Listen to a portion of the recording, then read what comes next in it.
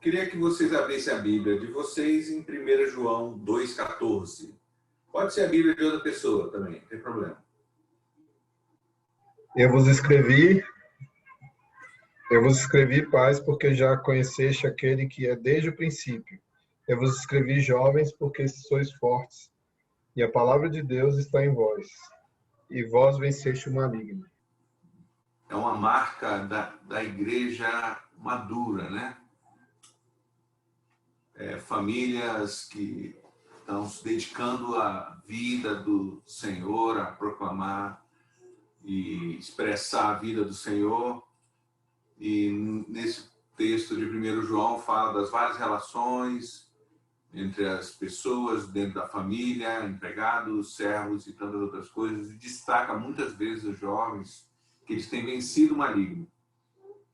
E destaca também essa parte que os jovens são fortes. A Bíblia não diz que os jovens são fortes, né? O João, não foi o João Vitor, não lembro o sobrenome desse daqui, que escreveu essa carta. Ele está escrevendo para uma cidade, para uma igreja, onde nesta igreja, os jovens desta igreja eram fortes. E aí ele fala, jovens, eu vos escrevi porque sois fortes, né? Então, é um testemunho que os irmãos jovens daquela igreja tinham. Sem dúvida, é o desejo de Deus para a vida de cada um de nós, principalmente dos solteiros, né? Que haja esse testemunho de que vocês são fortes. Uma coisa que eu queria que vocês lessem agora, cada um vai ler aí, nós não vamos ler aqui agora. Um de nós não vai ler tudo. Vocês vão pegar a Bíblia de vocês e dar uma lidinha aí. Em Salmo 142. Lê só os primeiros 7 versículos. Muito bem. Então vocês leram o 142. Então, apesar esse testemunho que a gente... Está muito alto? Tá bom o som? Então, apesar desse testemunho esperado, né, e é o que nós desejamos ser, e que todos os jovens, os solteiros principalmente, sejam, porque o casado ele tem um problema, e a gente está fazendo essa reunião separada, que a gente pode falar dos casados aqui, que eles não vão ouvir. Né? Eles têm um problema que eles têm rabo preso. Né? O solteiro não, gente. O solteiro ele é mais independente, entendeu? É mais tranquilão. Quer fazer algumas coisas, ele pode planejar, ter a sua liberdade. O casado não, tem que perguntar se a mulher quer, se o marido quer, se os filhos vão encher o saco, não vão. Então, é complicado esse negócio. É esse negócio de solteiro aí. Para dedicar as coisas do Senhor, a palavra diz que ser solteiro é melhor. O cara tem mais condição de dar uma resposta legal para as coisas de Deus. Então, nesse sentido, quando a gente leu lá em 1 João, a turma lá realmente se dedicava e era reconhecido o testemunho. E aí o João falou que louva a Deus por causa daquilo, né? Que eles venceram malignos e eles eram fortes. Nós estamos com uma situação atual de muita malignidade, a gente pode perceber isso claramente, né? E a necessidade da gente vencer essa malignidade, tanto naquilo que diz respeito a nós, porque quando lemos esse Salmo 142, parece que muitas vezes a gente pode estar desse jeito também, né? A gente olha para nós e nossa alma entristecida, ferida, a gente olha para as pessoas e é uma dificuldade, parece que ninguém se importa comigo. E se você ler novamente esse Salmo 142, nós vamos ver aí um quadro de praticamente uma depressão, né? Alguém está passando por um problema que não consegue enxergar muito e só está sofrendo por causa disso. E esses dias que ainda não terminaram, que a gente pensou que ele ia começar a melhorar no ano passado e ele foi a piorar agora no começo do ano, né? Da pandemia e do isolamento e das tristezas e tantas outras coisas. Enfim, o Senhor realmente quer a gente forte. Mas nós estamos num quadro, muitas vezes, desse salmo aí, de muita dificuldade, muita sensibilidade também. Eu queria que vocês vissem um vídeo agora, vai demorar um pouquinho, só uns 5 minutinhos. Porque eu queria explicar um pouquinho como a gente deve ficar atento para as coisas que estão acontecendo ao nosso redor. O Dr. Gabs, quando puder clicar no vídeo. Você provavelmente reparou que já faz pelo menos uns 10 anos que, de repente, os trailers de Hollywood foram tomados por canções celebradas, só que em versões mais lentas, ou tristes, ou então tenebrosas. Assim, algo como isso aqui baby, baby, it's a wild world. Se transforma nisso.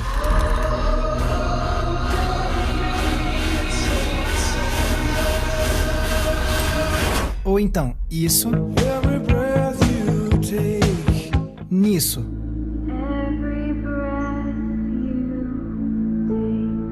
Ou ainda essa nessa aqui.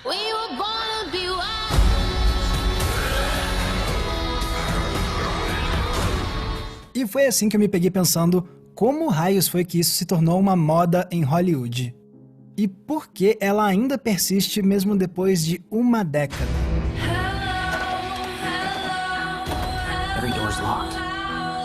Quando eu digo que essa tendência já dura uma década, não é exagero. Lá em 2009 foi lançado um dos primeiros trailers desse tipo, o de A Última Casa, que trazia uma versão calminha de Sweet Child O' Mine, do Guns N' Roses.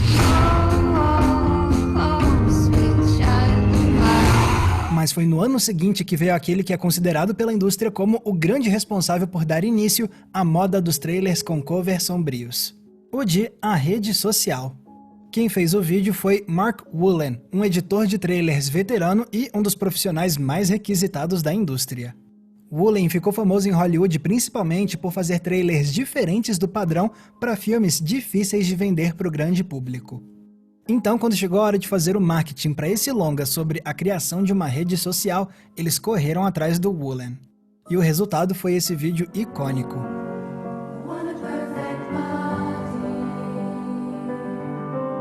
Agora, você reparou na música?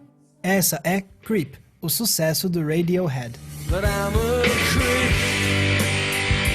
Só que dessa vez cantada pelo coro feminino Scala and Kolakny Brothers da Bélgica.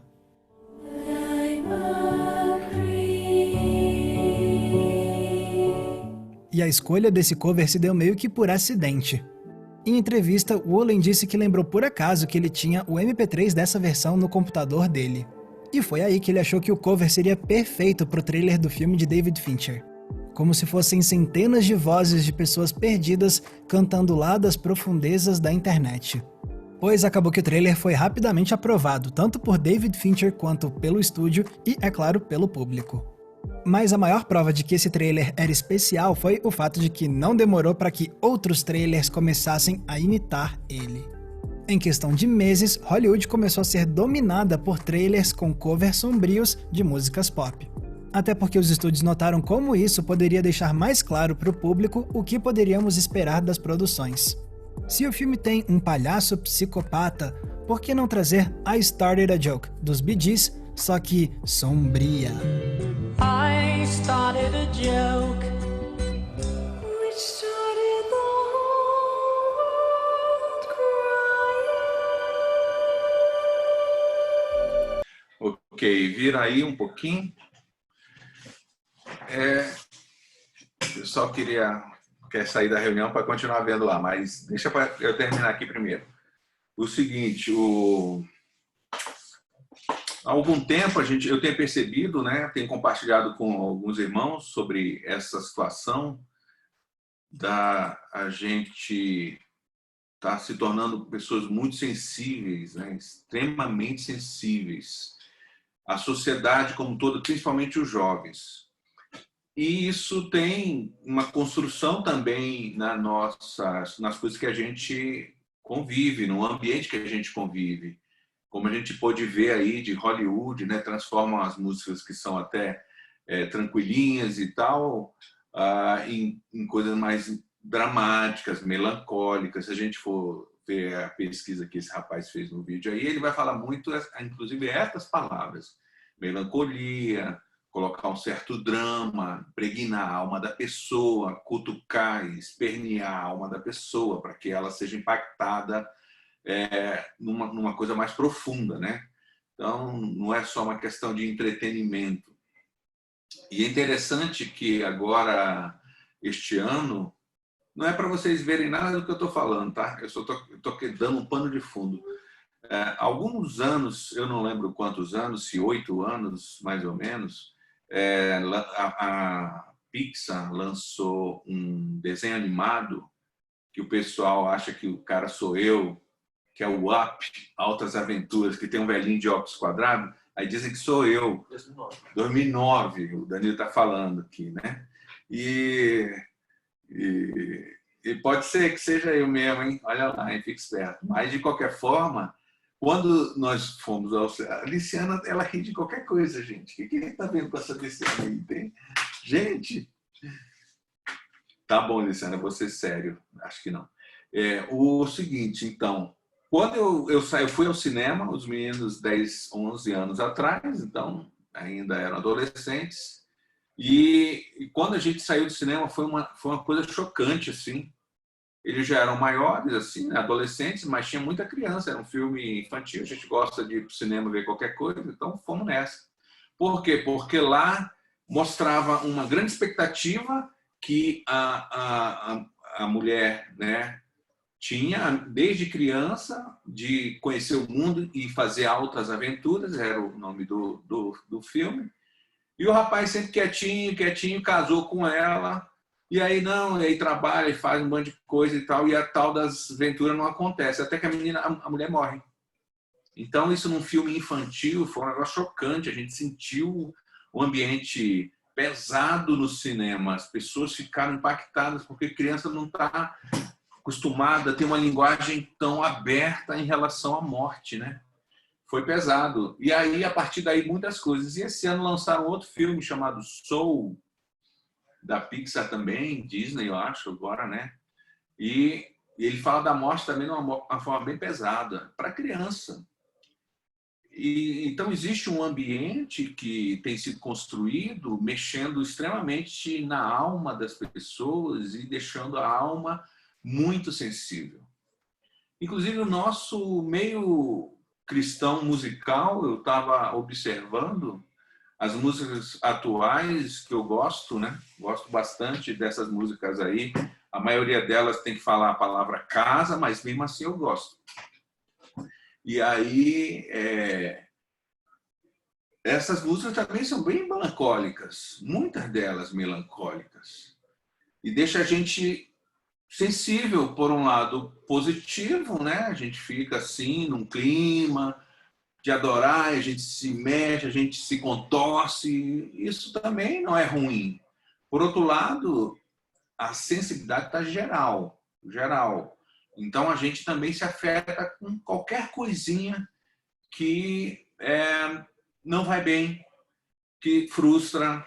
Então, é uma coisa que não se consegue alcançar, ou seja, um emprego, ou seja, um casamento, ou seja, consertar assim, um relacionamento com os pais, com os irmãos, enfim, coisas que não estão dando certo. Muitas vezes até um celular pode ser um problema, porque meu celular não consigo trocar, e aí várias coisas nos deixam num clima pesado de sensibilidade e nos afetam, assim, coisas que muitas vezes são banais. Elas nos afetam muito grandemente e nos deixam fracos. E muitas vezes deixa a gente fraco na fé. Então a gente experimenta expressões de adoração profundas e no mesmo dia a gente pode experimentar expressões de angústias profundas com coisas muito simples. Então essa sensibilidade que vocês particularmente estão mais cercados do que os mais velhos, né? Vocês convivem e são bombardeados isso constantemente. Essa sensibilidade, ela pode nos levar a problemas sérios se a gente não ficar atento naquilo que entra na nossa mente, no nosso coração, se a gente não lidar bem com as coisas que a gente consome, com as relações que a gente tem. Isso tem deixado, muitas vezes, a gente fraco. Muitas vezes, a gente tem também ficado com medo, com dúvidas, desanimados. Começa a perceber, talvez, indiferentes. Vamos ter o nosso encontro. A gente não tem o encontro há 2 meses, né? Tá, precisa mesmo? A gente vai ficando indiferente, o amor vai esfriando. Seriam os últimos dias.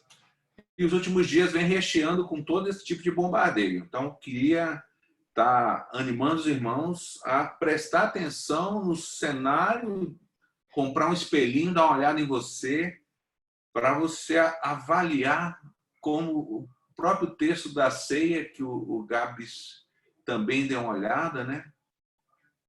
Que se a gente se julgar a nós mesmos, nós não seremos julgados, porque, na verdade, ninguém precisaria dizer, a gente se antecipa a buscar se fortalecer naquilo que não está bem ainda, naquilo que não está funcionando, naquilo que a gente não alcançou. É nesse sentido que o autojulgamento é muito importante, para que a gente também não fique olhando para os outros, assim como o salmista do Salmo 142, né? Poxa, ninguém deu bola para mim, as pessoas. Então, a gente tende a terceirizar a causa dos nossos sofrimentos e fracassos, né? Quando, na verdade, não existe isso, não existe mesmo.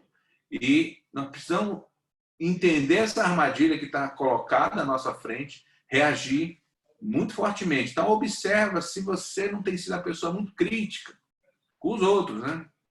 Com a igreja, com os irmãos, com seu pai, com sua mãe, com o trabalho, com o governo, com a oposição.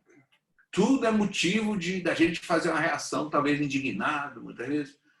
Há um descompasso, há algo aí que você precisa perceber e começar a rejeitar e começar a não deixar entrar, porque isso vai te deixando para baixo, vai te deixando, e você muitas vezes não percebe, você começa a se tornar uma pessoa chata. Daqui a pouco você vai ver, poucas pessoas estão interessadas em estar junto com você, porque talvez você esteja chato, uma pessoa pesada, um pé na cova, assim, uma coisa que está difícil de conviver, né? E a culpa não é para colocar nos irmãos, a culpa não é de ninguém, é só, nós estamos querendo falar de culpa, nós estamos querendo falar de reação, nós estamos querendo viver assim como fizemos uma ceia, e nós temos que olhar para a ceia, Jesus, não é Jesus com um pedacinho de pão e aqui 10 ml de vinho. Era uma mesa farta que eles estavam tá dando uma travada. comendo pra caramba, e depois o pessoal bebia, inclusive, muito. Tanto que em 1 Coríntios, Paulo falou, você tem que dar um tempinho aí, que vocês estão ficando bêbados, né? Então era uma festa. E a gente muitas vezes come migalhas, porque estamos nos enfraquecendo, sucumbindo a essas tantas mexidas emocionais que acontecem na nossa vida. A gente, muitas vezes, até vai se alimentar dessas músicas boas, mas nós não estamos tão bem assim. Aí a nossa sensibilidade ainda aumenta mais e a gente tem dificuldade de reagir, porque a nossa alma está gigantesca, gigantesca. E o espírito está magrinho, porque só estão dando para ele migalha que cai da mesa. E nós precisamos sentar à mesa e nos fartar, né? Eu estou com gastroenterite, o Danilo também, então é difícil falar em se fartar por enquanto. É uma inflamação aqui, mas no Senhor, sim, temos que nos fartar, porque provavelmente essas migalhas não vão conseguir deixar a nossa alma cativa, presa, domesticada. Ela vai continuar poderosa e nos atrapalhando muito. E a gente precisa ser pessoas que a alma interfere muito menos no caminhar com o Senhor. Então, eu queria também dizer que isso produz em nós, 2 Pedro 1:9. Achei aqui, todavia, se alguém não as tem, está cego, só vê o que está perto, esquecendo-se da purificação dos seus antigos pecados.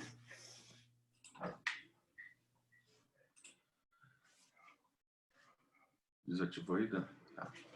Então, vai acontecendo com a gente isso. A alma grande, cheia de sensibilidade, por um lado, ela nos deixa muito... pessoas muito frágeis, enfraquece. O outro lado também, ela nos deixa pessoas meio bitoladas. A gente só consegue enxergar pouquinha coisa à nossa frente, como esse texto nos diz. Aí eu queria trazer algumas esperanças assim, para a nossa mente, né? Nós precisamos pedir ao Senhor que não deixe a gente virar uns zumbis emocionais, pessoas que estão vivendo segundo a carne, que no final das contas é isso que vai nos levar, essa fraqueza toda, vai nos afastar de sermos fortes, né?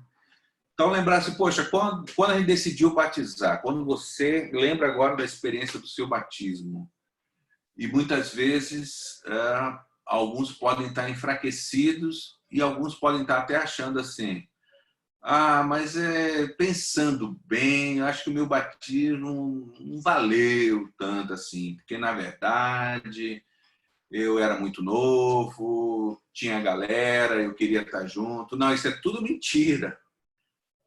Várias pessoas falam isso e é tudo mentira. Não é não, a gente acompanha praticamente 100% de vocês, a gente acompanhou o batismo de praticamente 100% de vocês e não tinha nada disso não. Sabia muito bem o que estava fazendo, estava muito certo, com a compreensão correta, com o coração correto. Então o batismo valeu, sim senhor, sim senhora. Nunca vem com esse papo de questionar o batismo. A vida é difícil mesmo, e a vida cristã é muito complexa, né? Do ponto de vista da sobrevivência, não do ponto de vista da vida prática, porque enfrentaremos diversos problemas, enfrentaremos muitas lutas. Isso é que é o difícil, mas vivê-la não é, né? Mas os inimigos nossos, a nossa própria alma que ficou gigante, ela começa a desconcertar as suas convicções. Ela vai minando as certezas que você tinha quando você batizou. E aquelas certezas eram verdadeiras. Só que você foi se envenenando com coisas deste mundo que foram entrando, ou que muitas coisas que muitas vezes você não conseguiu obedecer ao Senhor, e aí te feriram também pecados, e enfraqueceu. Mas valeu, e você... Basta arrepender. Basta reassumir essa aliança.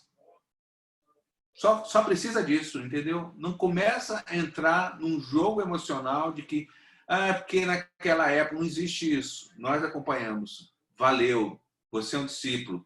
Você pode estar afastado, seu coração pode estar quebrado, frio, mas você é um discípulo. O que você vai fazer? Agora você vai praticar coisas, exercitar coisas, para que você seja um cara forte, como o João estava esperando lá escrever para Brasília e falar: pessoal da Igreja de Brasília, vocês têm vencido o maligno e são fortes, glória a Deus aí pela igreja de vocês. É isso que nós queremos que ele escreva para nós.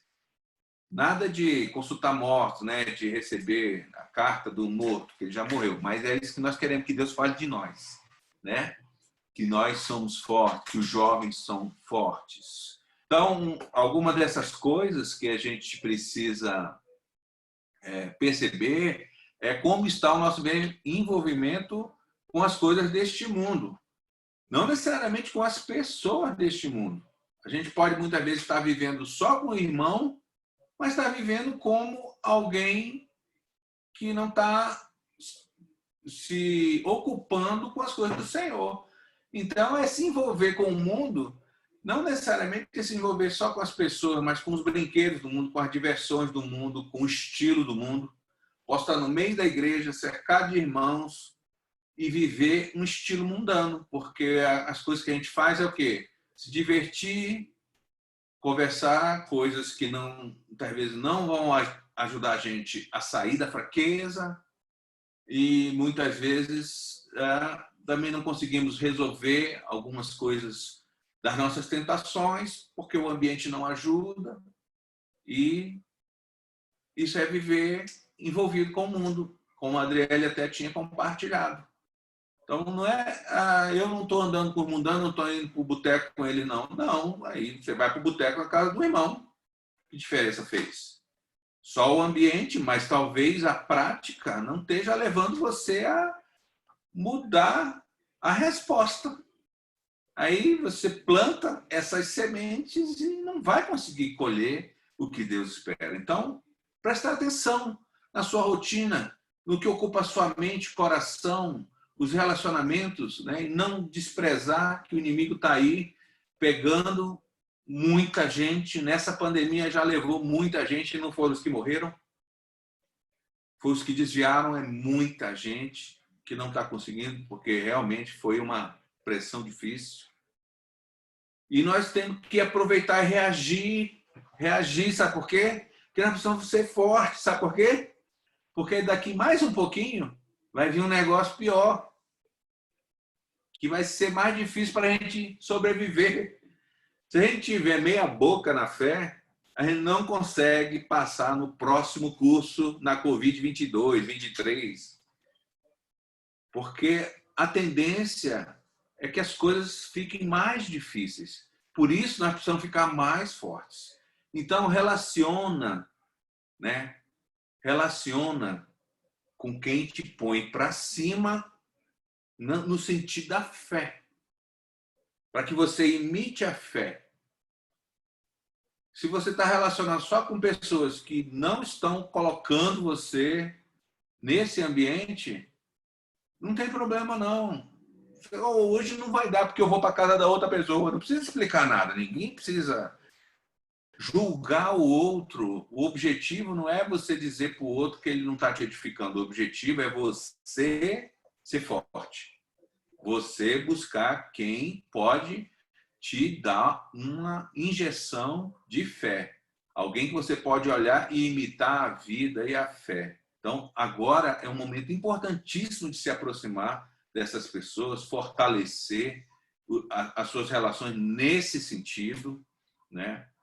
Tomar cuidado com esse ambiente hoje ainda muito ruim de política, seriado, novela, YouTube, porque muitas vezes tem gente que, beleza, eu tô de boa só em casa, beleza, consumindo só coisas que foram preparadas, como nós vimos aqui, muitas vezes para deixar a gente com uma porção de sentimentos que não coopera com a vida de um discípulo. Seja com a indiferença, não estou mais nem aí para nada, seja com a preguiça, porque eu não preciso desenvolver muita coisa, seja com a apatia, ou seja com essa melancolia, que qualquer coisa me entristece. Então, se afasta daquilo que te põe para baixo, né? Lê a Bíblia de papel, ou então bota o celular no modo avião. Modo avião. Não dá para você ler 3 versículos da Bíblia e entra um Facebook, e entra um WhatsApp, e entra... não dá. Você precisa ter um tempo sozinho com o seu Jesus, com o seu Deus. Senão você não vai conseguir sobreviver. Se conseguiu agora, talvez na próxima não dê certo. Então, comece a se fortalecer. Ore pelas pessoas que não conhecem a Jesus.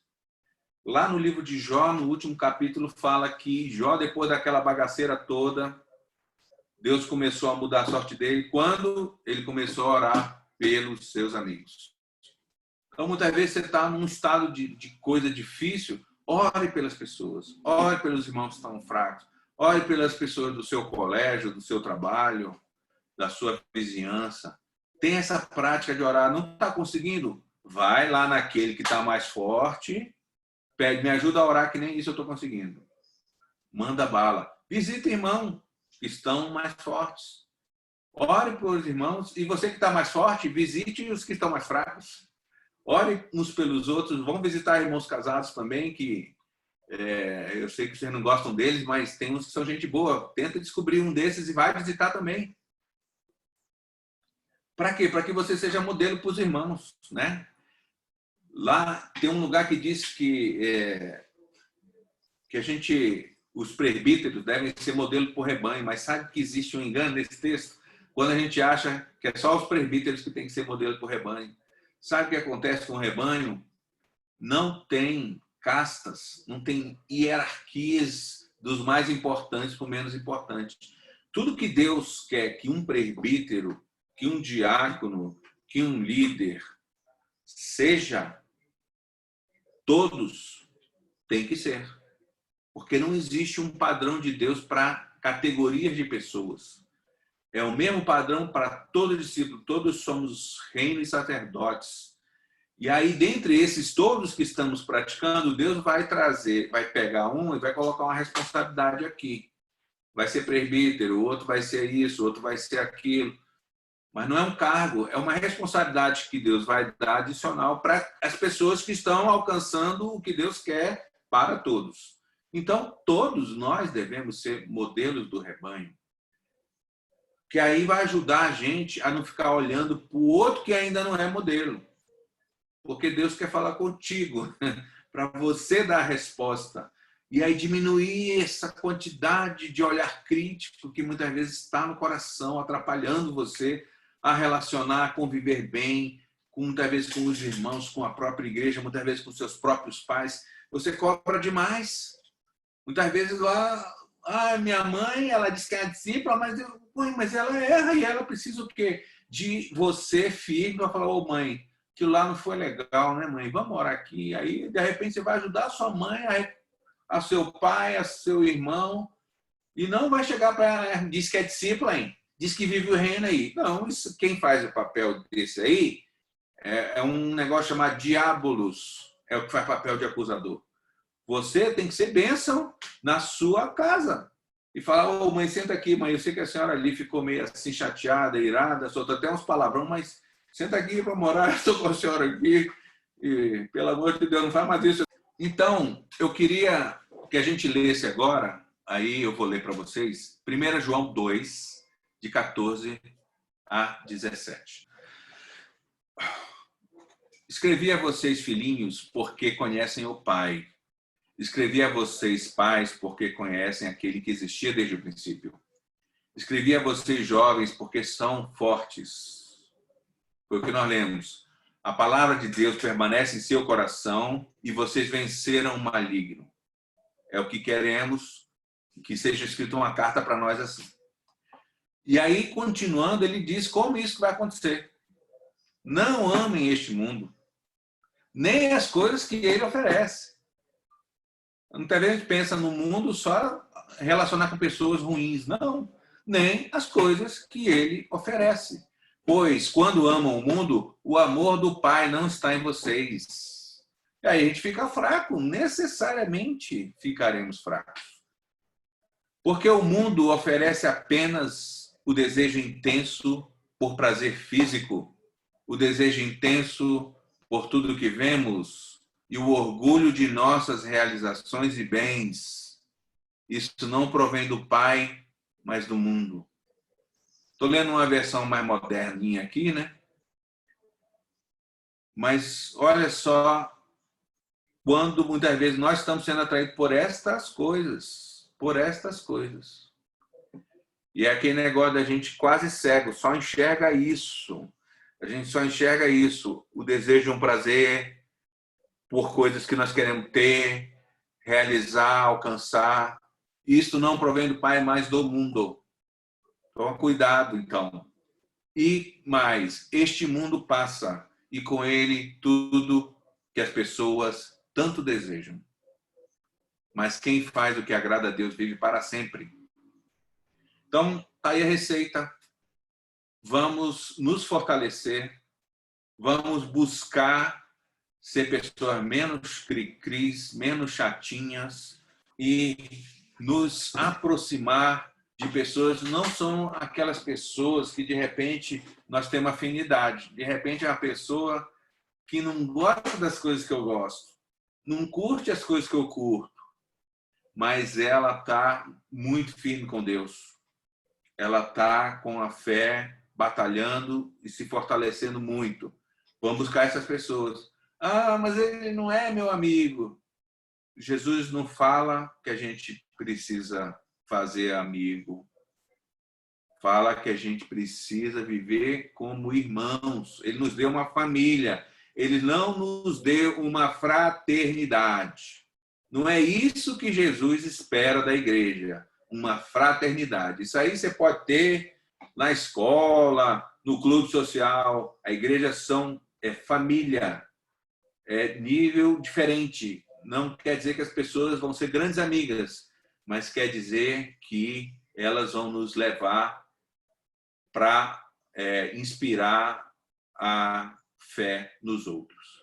Então, é isso que eu queria animar os irmãos, encorajar vocês a sacudir aí essa poeira do desânimo que muitas vezes está pregando em vocês, da apatia, do vou ficar por isso mesmo, e vamos fazer uma diferença, vamos esperar mais uns meses e vamos ver se vai chegar para nós essa carta aí, dizendo que nós somos fortes. É o que queremos, nós vamos trabalhar juntos, queremos estar com vocês, animando e pedir que vocês avaliem e tomem, exercitem para a gente chegar num nível de agradar ao Senhor bem melhor do que atualmente a gente tem feito. É isso que eu quero para a minha vida e para a vida de vocês. E eu devolvo a palavra ao nosso Mr. Gabs. Muito obrigado.